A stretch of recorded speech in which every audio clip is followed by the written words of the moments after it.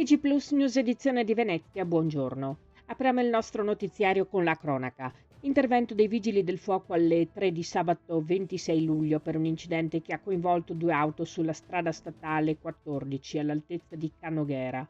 Sul posto la squadra del comando di Mestre che ha estratto dalle lamiere il conducente di un mezzo, affidandolo poi al personale sanitario del SUEM 118.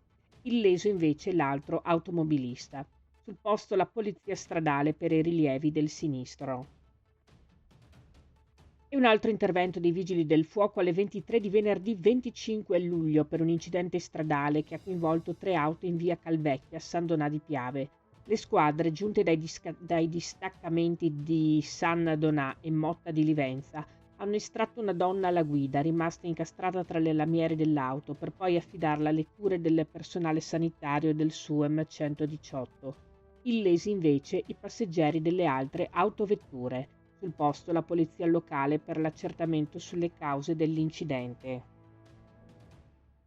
Cambiamo argomento. Nel veneziano diminuisce la presenza degli sportelli bancari e postali. Nel 2024 ne sono stati chiusi 5 uffici e per i soggetti deboli è più di un problema, costretti ad andare altrove per fare le operazioni di base. Così si scopre che dopo il Covid molti servizi sono stati razionalizzati, almeno per le poste, mentre per le banche c'è proprio un calo di sportelli che, va detto, riguarda l'intera penisola.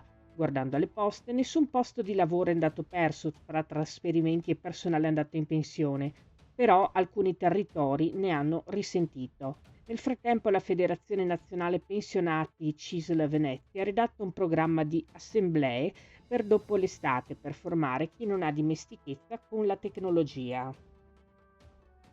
Ancora cronaca. Nella serata del 18 luglio scorso i carabinieri della stazione di Caorle hanno arrestato un cinquantenne straniero, presunto responsabile di detenzione ai fini di spaccio di sostanze stupefacenti.